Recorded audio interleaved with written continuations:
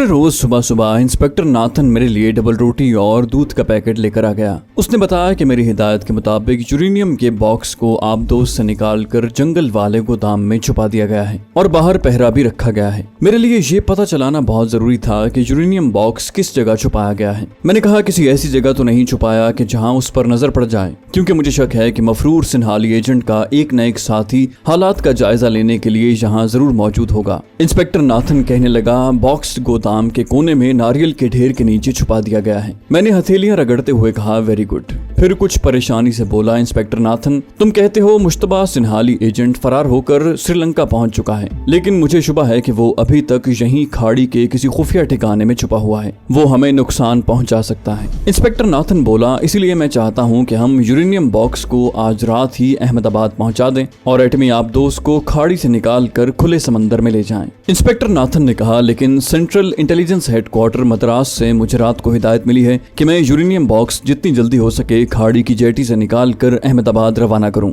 मैंने उन्हें यहाँ के सारे हालात के बारे में बता दिया था। उन्होंने भी ये कहा कि आबदोज को भी पौंडीचेरी की तरफ रवाना कर दिया जाए। मैंने किसी कदर झुंझुला कर कहा, मद्रास हेडक्वार्टर को क्या पता है कि यहाँ सूरत हाल कितनी नाजुक है। भगवान न करे कुछ हो गया तो सारी मुसीबत हम पर नाजिल होगी, सारा इल्जाम हम पर ही धरा जाएगा। तुम लोग आखिर किस लिए खाड़ी में बैठे थे? तुम लोगों को जब खबर मिल चुकी थी कि दुश्मन के एजेंटों ने आबदोज में बम लगा दिया है, तो फिर पूरी तलाशी के बगैर आबदोज को खाड़ी से बाहर क्यों जाने दिया? इंस्पेक्टर नाथन पर मेरी इस दलील का खातिर खा असर हुआ, मगर वो मायूसी से सर को हिलाते हुए बोला, लेकिन कैप्टन मेहता, हम कर भी क्या सकते हैं? जहां तक तलाशी का ताल्लुक है, मैंने अपनी निगरानी में आबदोज और दोनों तैयारों की एक एक शय की पड़ताल की है। किसी जगह कोई एक कील भी फालतू पड़ा हुआ नहीं मिला। अब मैंने अपनी स्कीम की चौथी शिक पर अमल करते हुए कहा, मैं खुद तैयारों और आबदोज की तलाशी लूंगा, लेकिन जब मैं तलाशी लूं तो उस वक्त आबदोज में सिवाय कमांडर शिवाजी के वहां अमले का कोई आदमी मौजूद ना हो। इंस्पेक्टर नाथन ने कहा, ऐसा ही होगा। ये काम तुम्हें आज ही करना चाहिए। मैं भी जाकर कमांडर से बात करता हूँ। इस वक्त 7 बजे हैं, तुम पूरे 10 बजे खाड़ी में आबदोज की तरफ आना। कमांडर शिवाजी को मैंने सब कुछ समझा दिया होगा। वो तुमसे सिर्फ कोड वर्ड पूछेगा जो अशोक है और जो तुम जानते हो। ये कोड वर्ड बता देना, फिर तुम आबदोज की तसल्ली के साथ तलाशी ले सकते हो। अब मैं जाता हूँ। ये मैं तुम्हारे लिए डबल रोटी और दूध लाया था। मुझे अफसोस है कि तुम्हें खाने पीने की बड़ी तकलीफ हो रही है। मैंने इंस्पेक्टर नाथन का हाथ दबाते हुए कहा, इंस्पेक्टर नाथन, भारत माता की सेवा करते हुए अगर मेरी जान भी चली जाती है तो मेरे लिए सौभाग्य की बात है। इंस्पेक्टर नाथन भी जज्बाती हो गया। उसने मुझे पहली बार सलूट किया और मकान से निकल गया। मैंने गुस्ल खाने में जाकर गुस्ल किया। कोई 6 रोज के बाद शेव बनाई, धोती कुर्ता बदला और चाय बनाकर पी। फिर झोंपड़ी में आकर कोने की तरफ बढ़ा। उस वक्त मैं वो काम करने लगा था जो इस मिशन का सबसे खतरनाक और हलाकत खेज काम था। मैंने बोरी हटाकर जमीन के अंदर से 2 पेंसिल बम निकाल लिए। ये दोनों सुर्ख रंग के टाइम बम थे। उनके अमल का वक्त आ गया था। ये मुझे यकीन था कि आबदोज में दाखिल होते वक्त मेरी तलाशी लेने का सवाल ही पैदा नहीं होता। कमांडर को मालूम होगा कि मैं राजधानी के सेंट्रल इंटेलिजेंस ब्यूरो का कैप्टन मेहता हूँ और हाई कमान की जानिब से वहाँ आबदोज और यूरेनियम के तहफ्फुज की खातिर आया हूँ। एहतियात के तौर पर मैंने जहरीला सिगार भी अपनी जेब में डाल लिया। दोनों पेंसिल बम मैंने अपने कुर्ते की दाहिनी जानिब वाली पहलू में लगी जेब में रखे। ये जेब कुर्ते में इतनी नीचे जाकर लगी थी कि उसमें हाथ डालते हुए मुझे कोहनी ज्यादा ऊपर नहीं उठानी पड़ती थी। सिगार मैंने सामने वाली जेब में माचिस और बीड़ियों के बंडल के साथ ही रख लिया था। एक तरह से मैं अपनी मौत के मुंह में जाने वाला था, लेकिन मेरा मिशन ही मौत का मिशन था। मैं तो जान का सौदा करके अपने मुल्क की खिदमत करने घर से निकला था। 10 बजने में 7 मिनट बाकी थे कि मैंने दिल में कलमा शरीफ पढ़ा और खाड़ी की तरफ चल दिया। मैंने आबदोज तक पहुंचने के लिए दूसरा रास्ता इख्तियार किया था, अगरचे मुझे यकीन था कि इंस्पेक्टर नाथन ने वहां के तमाम मजदूरों को दूसरी जेटी की तरफ भिजवा दिया होगा। ताहम मैं ज्यादा से ज्यादा एहतियात से काम लेना चाहता था। मैंने बीड़ी सुलगा रखी थी। जनूबी हिंद की बीड़ियां बड़ी तेज और आला किस्म की होती हैं, लेकिन उस वक्त मुझे उसका बिल्कुल मजा नहीं आ रहा था। मेरी सारी तवज्जो उस खतरनाक काम की जुजियात की तरफ लगी हुई थी। जब मैं खाड़ी की छोटी सी जेटी पर पहुंचा तो देखा कि वो एक सिरे से दूसरे सिरे तक बिल्कुल वीरान पड़ी है। हल्के नीले रंग बल्कि किसी हद तक सलेटी रंग की रूसी आबदोज जेटी के साथ लगी खड़ी थी। उस पर एक सीढ़ी लगी हुई थी। सीढ़ी की दोनों जानिब बहरिया के 2 वर्दी पोश सिपाही स्टेन गन्ने उठाए चाको चौबंद खड़े पहरा दे रहे थे। मैं सीढ़ी की तरफ बढ़ा तो मुझे आबदोज के ब्रिज पर एक भारी जिस्म और गहरी सांवली रंगत वाला आदमी नीचे उतरता दिखाई दिया। उसने कमांडर की वर्दी पहन रखी थी। मैं आबदोज के करीब पहुंचा तो दोनों पहरेदारों ने अपनी स्टेन गन्नों का रुख मेरी तरफ कर दिया और चिल्लाकर मुझे वहीं रुकने का हुक्म दिया। कमांडर अब जेटी के फर्श पर आ गया था। उसने मेरी तरफ एक नजर देखा, हाथ के इशारे से गार्ड के सिपाहियों को स्टेन गन ने नीचे करने का हुक्म दिया और आहिस्ता आहिस्ता कदम उठाता हुआ मेरी तरफ आया। मैं भी अपनी जगह रुक गया था। वो मुझसे 2 कदम के फासले पर आकर रुक गया। उसकी चमकीली भूरी आंखें मुझ पर जमी थीं। हकीकत यह है कि मैं उस वक्त अपनी मौत के रूबरू था। मेरी एक जेब में जहरीला सिगार और दूसरी जेब में इंतहाई धमाका खेज 2 पेंसिल बम थे। अगर वो मेरी तलाशी ले लेता तो फिर मेरी मौत यकीनी थी। कमांडर ने तमिल जबान में आहिस्ता से पूछा, तुम्हारा नाम क्या है? मैंने अपनी आवाज में बेहद संजीदगी और वकार पैदा करने की कोशिश करते हुए कहा, अशोक।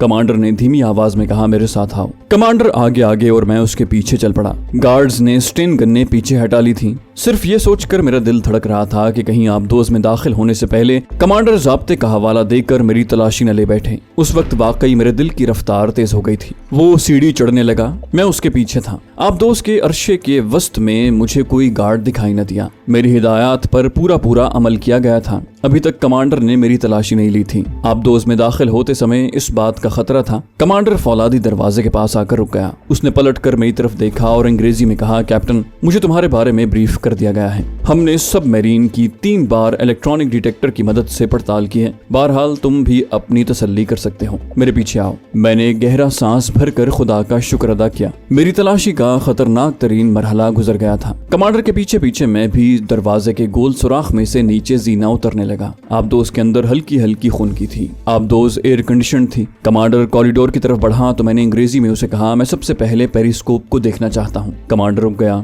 डिटेक्टर कंट्रोल रूम में है, तुम उसके बगैर कैसे पता चला सकोगे? मैंने मुस्कुरा कर कहा, कमांडर, हमारी नजरें फौलाद की तह तक पहुंच जाती हैं। फिर मैंने कमांडर को इशारा किया। उसने पेरिस्कोप को नीचे खींचकर मेरे चेहरे के बराबर कर दिया। मैंने उसकी चारों तरफ घूमकर उसे हाथ लगाए बगैर झुककर गौर से देखा। फिर उसके हैंडल के साथ नाक लगाकर सूंघा। ये महज ड्रामा था, कमांडर पर रौब जमाने के लिए, वरना सूंघने से भला किस बम का पता चला है। कमांडर खामोश मेरे पास खड़ा मेरी एक एक हरकत को नोट कर रहा था। मैंने उसकी तरफ देखकर अंग्रेजी में कहा, ताकतवर खुफिया बमों की एक खास बू होती है जिसे सिर्फ हमारी नाक महसूस कर सकती है। अब मैं कंट्रोल रूम और टारपीडो रूम देखना चाहूंगा, अगर आपकी इजाजत हो तो। कमांडर ने जरा सा कंधा उचकाया और बोला बखुशी, रूसी साख्त की ये एटमी आबदोज वाकई इंतहाई जदीद तरीन आलात से लैस एक हैरत अंगेज आबदोज थी। राहदारी इतनी तंग नहीं थी जितनी के आम तौर पर आबदोजों की हुआ करती है, और जहां आते जाते वक्त जवानों को दीवार के साथ लगकर रास्ता देना पड़ता है। इस राहदारी में 2 आदमी कांधे से कांधा मिलाकर चल सकते थे। कंट्रोल रूम किसी खलाई जहाज के कंट्रोल रूम का नमूना था। इस कदर डायल और कंप्यूटर लगे हुए थे कि कुछ समझ नहीं आ रहा था। एक बात बड़ी हौसला अफजा थी कि मेरी हिदायत के मुताबिक अमले का कोई रुकन सिवाय कमांडर के आबदोज में मौजूद नहीं था। अब मुझे सिर्फ कमांडर की निगाहों से बचकर अपना असली काम करना था। उसके लिए भी मैंने सिर्फ एक तरकीब सोच रखी थी। जहां कमांडर ने मुझे छोटा सा इलेक्ट्रॉनिक डिटेक्टर भी दे दिया, मैंने उसकी मदद से कंट्रोल रूम को खंगालना शुरू कर दिया। मैंने ऐसी जगहों की तलाशी ली कि जहां मेरा ख्याल है कि कमांडर की निगाह नहीं गई होगी। मसलन सबसे पहले मैंने काउंटर के रखे हुए स्टूलों को चेक किया, उनके नीचे डिटेक्टर लगाकर देखा। फिर कंप्यूटर्स, डायलों और फौलादी चरखियों को चेक किया। उसके बाद कमांडर से कहा कि टारपीडो रूम में चलना होगा। अब वो मुझे टारपीडो रूम में ले गया। यहाँ बैक वक्त 3-3 के हिसाब से टारपीडो लगे हुए थे। बाकी कोई दर्जन भर टारपीडो फौलादी क्लिपों से जकड़े हुए एक बहुत बड़े सॉकेट में पड़े थे। मेरा टारगेट यही टारपीडो थे। इन टारपीडो के साथ लगे हुए टाइम बम जो तबाही मचाते उसका तसव्वुर भी नहीं किया जा सकता था। मुझे इस अमर का यकीन था कि चूंकि ये अमन का जमाना है, इसलिए इन टारपीडो की तरफ आने की किसी को जरूरत महसूस नहीं होगी। अब मसला वहां से कमांडर को चंद लम्हों के लिए हटाने का था। इस काम के लिए एक तरकीब मैंने पहले ही सोच रखी थी। मैंने हस्बे मामूल यहाँ भी डिटेक्टर की मदद से गैर मौजूद बमों की तलाशी शुरू कर दी, बल्कि यूं कहना चाहिए कि ड्रामा शुरू कर दिया। मैंने पुश बटनों को देखा, टारगेट मुतय्यन करने वाले डायल और रेडार स्क्रीन के साथ डिटेक्टर लगाकर चेकिंग की। फिर 2 अलग अलग खानों में रखे टारपीडोस का बारी बारी मुआयना किया। इस दौरान मैं कमांडर शिवाजी से अंग्रेजी में उस पर अपना असर जमाने के लिए प्रधानमंत्री इंदिरा गांधी के साथ अपनी बाज इंतहाई खुफिया नौयत की मुलाकातों का जिक्र करता रहा। अपने ड्रामे का किरदार अदा करते हुए मैं सॉकेट में रखे दर्जन भर टारपीडोस के अंबार की तरफ बढ़ा, जो उस वक्त मेरा टारगेट था। टारपीडोस का ये सॉकेट फर्श से कोई 5 फुट तक बुलंद था। उसके करीब पहुंचकर मैंने टारपीडो गनों के हमले और गोल बंद सुराखों के और बाएं जानिब दीवार दीवार के साथ लगे एक जालीदार बेजवी स्पीकर की तरफ नजरें उठाकर देखा। मुझे मालूम था कि स्पीकर पर कंट्रोल रूम से फायर ऑर्डर दिया जाता है। मैंने बेजवी स्पीकर की तरफ उंगली से इशारा करते हुए कमांडर से कहा, सर इस स्पीकर पर कंट्रोल रूम से फायर ऑर्डर दिया जाता है। कमांडर ने इस बात में सर हिला दिया। मैंने बड़े पुरएतमाद लहजे में कमांडर की तरफ मुतवज्जो होकर कहा, कमांडर, हमारी मिलिट्री इंटेलिजेंस की ताज़ा तरीन इत्तलात के मुताबिक अमेरिका और मगरबी जर्मनी में ऐसे छोटे टाइम बम सबोताज करने के लिए तैयार किए जा रहे हैं जिन पर डिटेक्टर की लहरें असर नहीं करती। ऐसे टाइम बम स्पीकरों के सॉकेट के पीछे दीवार के पाइप में किसी जगह लगा दिए जाते हैं। कमांडर की निस्वारी मोटी मोटी मूछें ऊपर कोट गई। तो क्या हमें दीवार का सारा हिस्सा उखाड़ कर देखना होगा, क्योंकि तार का पाइप तो दीवार के अंदर है। मैंने मुस्कुरा कर देखा और कहा, नो सर, इसकी जरूरत नहीं पड़ेगी। ऐसे खतरनाक और खामोश टाइम बमों के बारे में अभी हाल ही में बम्बई ऑफिस में हमारा एक रिफ्रेशर कोर्स हुआ था। उसमें हमें बताया गया था कि अगरचे इस किस्म के टाइम बम को डिटेक्टर पिकअप नहीं कर सकता, लेकिन जब स्पीकर में से आवाज की लहरें बिजली की लहरों से मिलकर गूंजती हैं तो डिटेक्टर की सुई मुर्तइश होकर उसका पता चला लेती है। ये ऐसी चक्करदार और टेक्निकल बात थी और इतने पुरएतमाद लहजे में कही गई थी कि कमांडर शिवाजी सिवाय अस्पात के सर हिलाने के और कोई जवाब न दे सका। मैंने अब उसे कहा, सर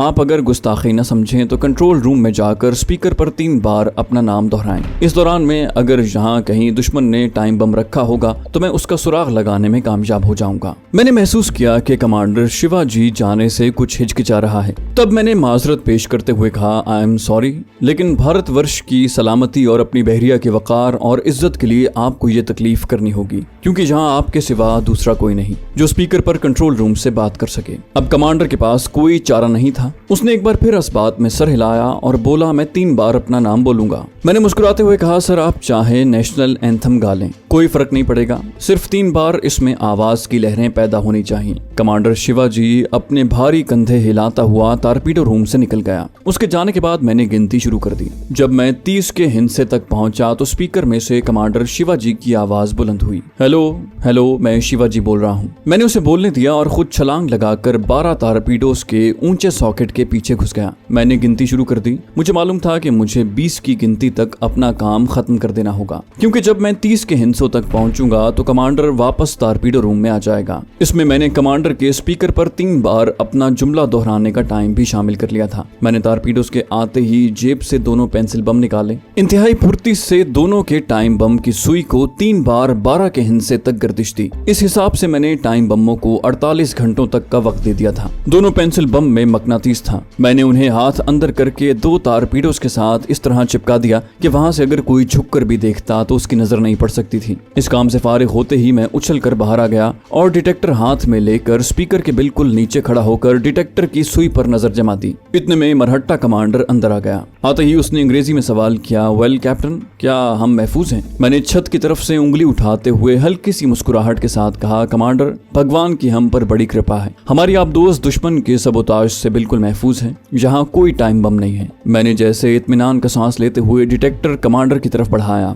मैंने पहली बार कमांडर के चेहरे पर मुस्कुराहट नमूदार होते देखी। उसने डिटेक्टर मुझसे ले लिया और हम बाहर राहदारी में आ गए। डिटेक्टर उसने कंट्रोल रूम में रख दिया और मुझसे बातें करता हुआ पेरिस्कोप के पास आकर बोला, कैप्टन, तुम जिस हुलिये में हो उसे देखकर कोई शख्स ये अंदाजा नहीं लगा सकता कि तुम इतने ज़हीन, पढ़े लिखे और तजुर्बाकार ऑफिसर हो। मैंने आजिज़ी से कहा, सर, भारत माता की सेवा के लिए सब भेस बदलने पड़ते हैं और फिर ये देश की सलामती और रक्षा का मामला है। इसके लिए तो मुझे जीवन दान भी देना पड़े तो उसे अपनी मुक्ति समझूंगा। कमांडर ने बड़ी गर्मजोशी से हाथ मिलाया और कहा, अब तुम अकेले भी जा सकते हो, तुम्हें कोई कुछ नहीं कहेगा। थैंक यू कैप्टन, क्या ख्याल है, अब हमें यहाँ से मूव करना चाहिए? मैंने कहा, क्यों नहीं सर, आपकी सबमरीन साफ है, आप जब चाहें मूव कर सकते हैं। मैं भी यही चाहता था कि अब जितनी जल्दी हो ये आप दोस्त कन्याकुमारी की खाड़ी से निकलकर किसी दूसरे इलाके में जाकर फटे, ताकि मैं ये कह सकूं कि आप दोस्त में बम दूसरे इलाके के किसी तकरीबकार ने रखा होगा। मैंने हाथ जोड़कर कमांडर शिवाजी को नमस्कार किया और जीना चढ़कर आप दोस्त के डेक पर आ गया।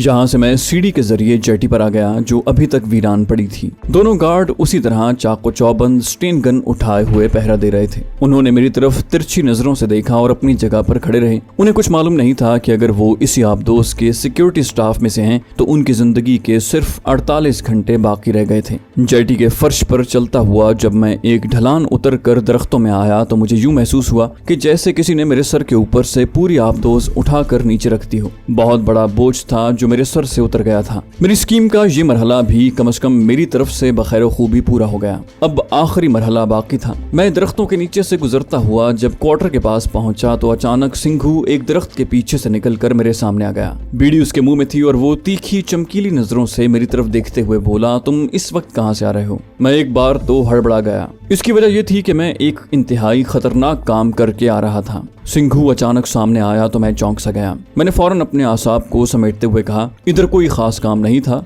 मैंने छुट्टी कर ली। तुम इधर क्या कर रहे हो? मजदूर तो दूसरी जेटी पर हैं। पहली बार मैंने उसकी आंखों में शक की परछाइयां देखी, जैसे वो मुझे डबल एजेंट समझ रहा हो। ये बड़ी हलाकत खेज बात थी। मुस्कुराते हुए उसने बीड़ी मुंह से निकाल कर नीचे फेंक दी और बोला, बस सैर कर रहा था जंगल की, आज मौसम खुशगवार है। इससे पहले कि मैं कोई और बात करता वो तेज तेज कदम उठाता हुआ दूसरी जेटी की तरफ चल दिया। इस शख्स के बारे में मैंने एक नन्ही सी स्कीम का खाका तैयार कर रखा था। इस खाके पर मुझे उस वक्त अमल करना था जब मुझे ये शुबा पड़ जाए कि उसे मेरे डबल एजेंट होने का शक है। उसका ये शक भारत में मेरे तवील मिशन और तवील कयाम को तबाह कर सकता था। मैं सिंघू के बारे में मजीद गौर करता हुआ अपनी झोंपड़ी में जाकर बोरिये पर लेट गया। कोई 1 घंटे के बाद इंस्पेक्टर नाथन आ गया। उसके चेहरे पर इत्मीनान की झलक थी। कहने लगा, मैं न कहता था कैप्टन, हमने आप दोस्त के एक एक कोने को खंगाला है। कमांडर ने मुझे फोन करके बताया है कि तुम भी चेकिंग के बाद मुतमईन हो। चलो अच्छा हुआ कैप्टन, अब मैं ये चाहता हूँ कि इस मुसीबत को यहाँ से रवाना कर दिया जाए, हमारे लिए यही अच्छा होगा। मैं भी यही चाहता था।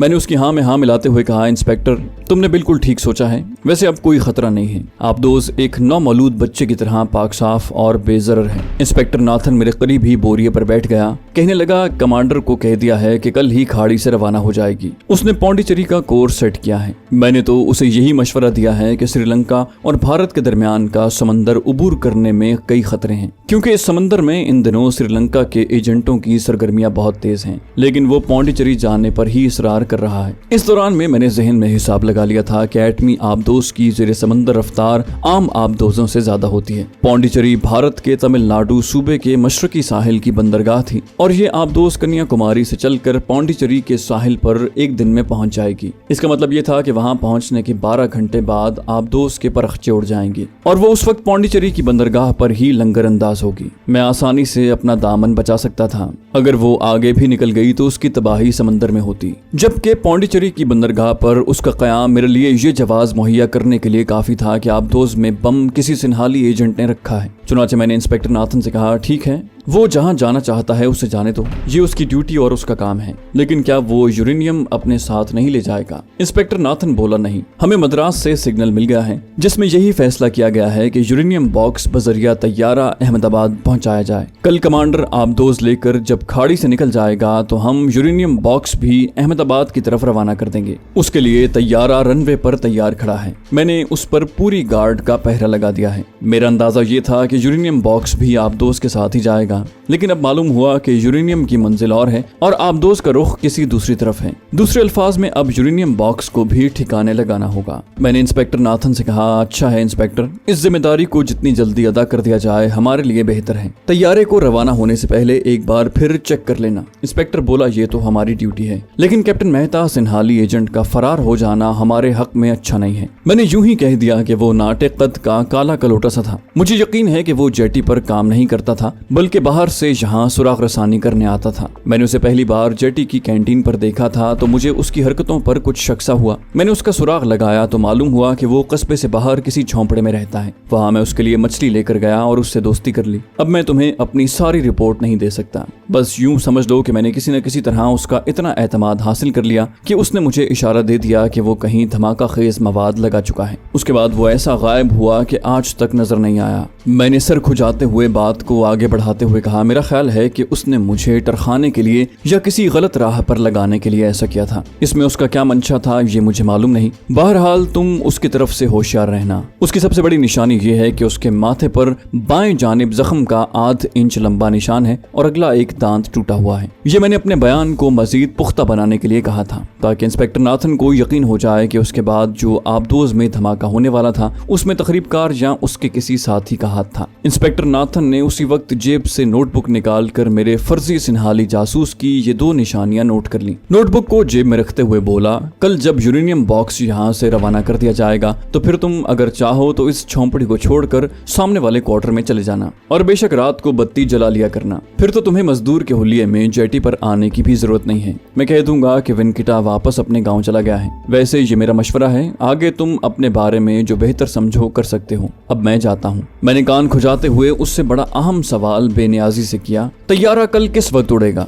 इंस्पेक्टर अभी झोंपड़े के अंदर ही था। टांगों पर आहिस्ता आहिस्ता बेद मारते हुए बोला, चेकिंग करने में थोड़ी देर लग जाएगी। वैसे मेरा ख्याल है कि 11-12 बजे तक परवाज कर जाएगा। यूरेनियम बॉक्स हम सुबह ही गोदाम से निकाल लेंगे। मैंने बीड़ी निकाल कर सुलगाते हुए कहा, बिल्कुल ठीक है। जब इंस्पेक्टर नाथन चला गया तो मैं गहरी सोच में डूब गया। मेरा जहन तेजी से काम कर रहा था। यूरेनियम के बारे में मेरी स्कीम कुछ और थी, लेकिन अब मुझे दूसरे ट्रैक पर गौर फिक्र की जरूरत थी। यूरेनियम उस वक्त मेरी पहुंच से दूर था और मैं नहीं चाहता था कि वो मेरे हाथ से निकल जाए। इस सिलसिले में मेरे सामने 3 रास्ते थे। पहला ये कि मैं यूरेनियम को धमाके से उड़ा दूं। दूसरा ये कि मैं यूरेनियम को वहां से उठाकर जंगल में किसी जगह जमीन के अंदर दफन करके गायब कर दूं। और तीसरी तरकीब ये थी कि बॉक्स के अंदर से यूरेनियम निकाल कर उसकी जगह मिट्टी भर दूं। पहली दोनों स्कीमों पर अमल करने से दिल्ली हेडक्वार्टर मुझसे वजाहत तलब कर सकता था कि मैंने ऐसे हिफाजती इकदामात क्यों न किए कि यूरेनियम को बचाया जा सकता। दूसरी जानिब उन्हें आबदोस की तबाही की भी इत्तला मिल जानी थी। ये दोनों तकरीबी वाकयात मुझ पर शदीद तौर पर असरअंदाज हो सकते थे